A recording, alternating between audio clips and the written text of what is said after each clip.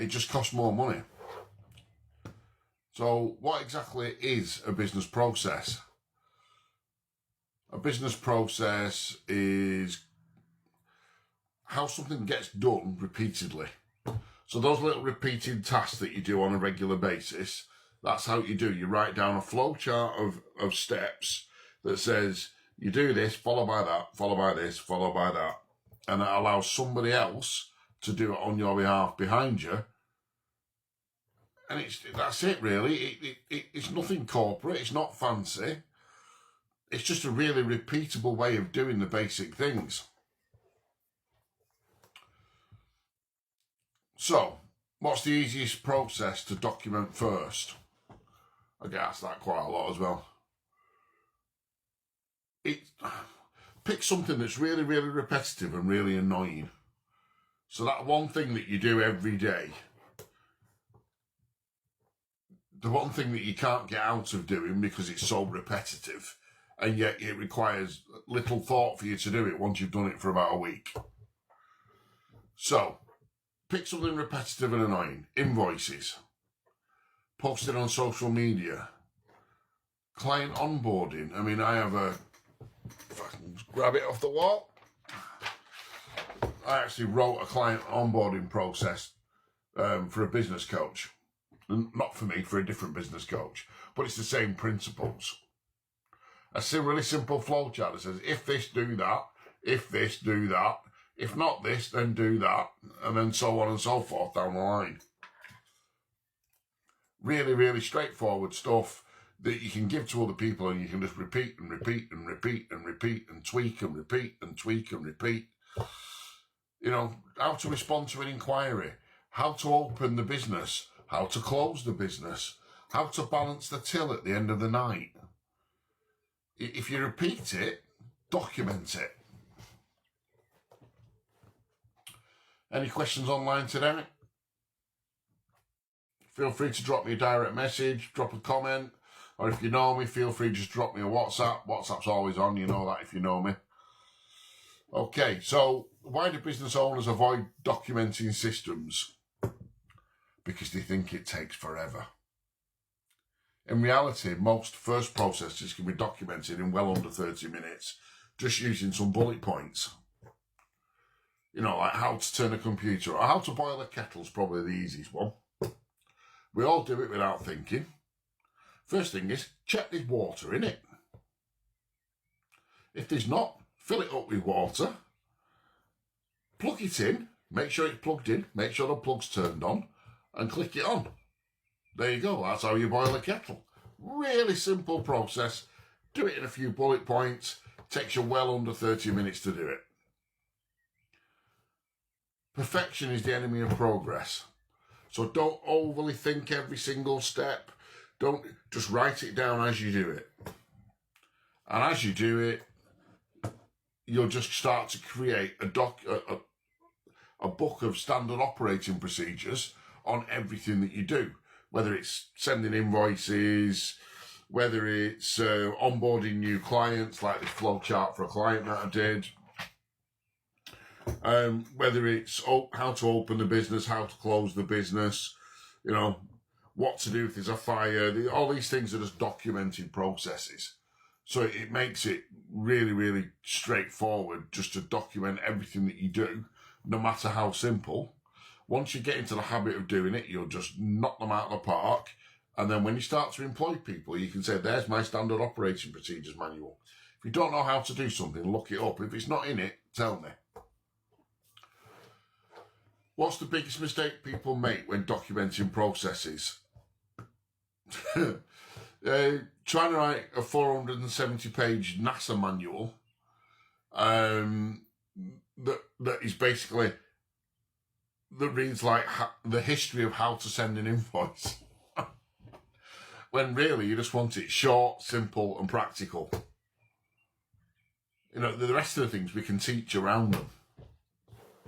By the way, any question tonight, just drop me a direct message, drop me a comment, or if you know me well, just drop me a WhatsApp. As you all know, my WhatsApp is always on. So, what's the fastest way to document a process? Open a document and answer some simple questions. What triggers this task? What are the steps in this task? Who does it? What tools are needed? What does a successful completion of this task look like? Done. And then if somebody can't follow it, amend it until they can. You know, a standard operating procedure manual is not something that you just put on the shelf and let it gather dust. It's something that everybody's got access to all of the time. And I know I say on the shelf because I'm old-fashioned, because I'm in my 50s. What it really means is it's not something you store in the cloud that nobody ever looks at.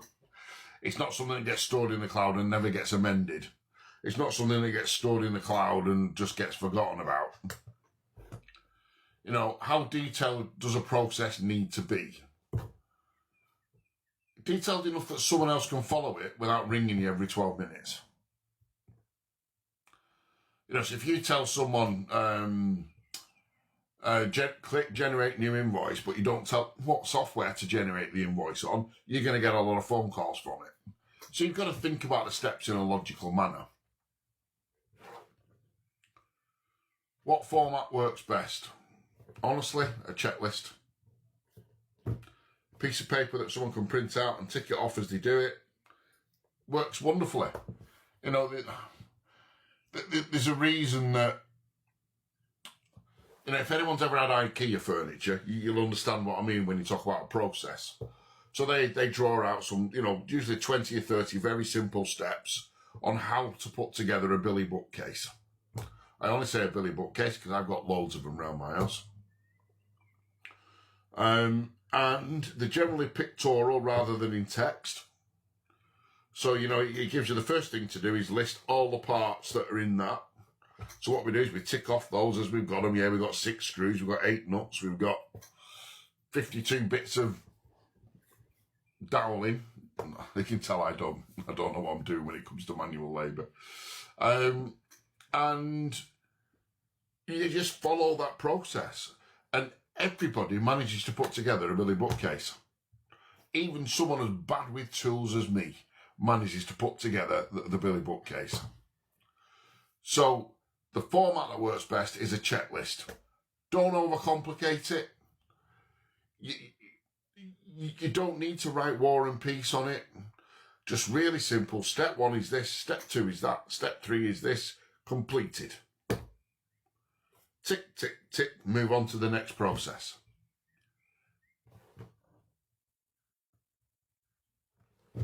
Any questions? Feel free to jump in, by the way. You can ask me anything to do with business. I'm not saying I have all the answers by any shakes, but I would hope that I would know someone who does have the answer if I don't, and I will come back to you individually with it, and I may even post it as a video, you never know.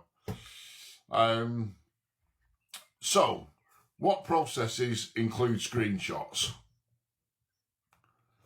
Bit like the, I think I'm gonna go back to this IKEA Billy bookcase set of instructions all evening, I think. If it saves confusion, put a picture in, put a screenshot in.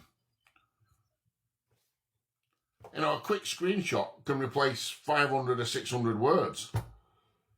You know, it stops you getting 3 panic WhatsApp messages about, oh, I don't know what I'm doing next, because the screen looks different. So stick a screenshot in. Basically, you can make a standard operating procedure look and feel however you want it to feel. So if you want to include images, if you want to include text, if you want to include links to further reading, you can do all of that within a standard operating procedure manual. What tools can people use to document processes? Well, the easy ones are Word and Google Docs, really. And if you're going to host it, why not do it live on Google Docs and just keep it all in there? Notion, if you want to run it like a bit of an intranet for the business. OneNote, I've done SOPs on Apple Notes, you know. Loom videos, Canva checklists. You can do whatever you like, but just don't spend 6 months choosing a software. Just start with a sheet of paper and a pad and a pen if that's what you need.